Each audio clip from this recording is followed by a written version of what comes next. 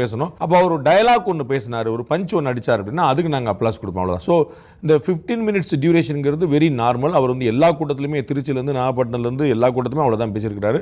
கரூர்லேயும் நாமக்கல் எல்லாத்துலேயுமே இதுலேயும் அவ்வளோதான். முன்னாடியே வந்தது அப்படிங்கிறது வந்து எப்பயுமே முன்னாடி வர தயாராக இருந்திருப்பார். இவங்களுக்கு வந்து இதே மாதிரியான நிபந்தனை இன்றைக்கி 31 விதிச்சிருக்காங்க. கோபிச்செட்டிப்பாளையத்தில் ஈரோட்டில் வந்து அடுத்து 82 விதிச்சிருக்காங்களா, அந்த மாதிரி நிபந்தனைகளில் அவர் இத்தனை மணிக்கெலாம் வந்துருங்கன்னு சொன்னால் செஞ்சுருக்க போகிறாங்க. அதில் ஒன்றும் நார்மலாகவே நம்ம பார்த்தீங்கன்னா எந்த ஒரு கட்சி இப்போ விஜய்னால தான் வந்து 8 மணின்னு சொன்னார், 8 மணிக்கு வந்தாராங்கிற கேள்வி எழுது. இதற்கு முன்னாடி வந்து 8 மணின்னு சொல்லிட்டு சாயந்தரம் 6 மணிக்கு வந்தாருங்கிறத பெருமையாக பேசிகிட்டு இருந்தோம் நம்ம. அதுதான் ரொம்ப முக்கியமானது. ஆக்சுவலாக அவர் திருச்சியில் வந்து முதல் முறையாக கூட்டம் போடும்போது ரொம்ப தாமதம் வந்தார். அதை எல்லா ஊடகங்களும் பெரிதுபடுத்தின மட்டும் பெருமைப்படுத்தினேன். அப்போ வந்து they recalled and remembered MGR and Anna.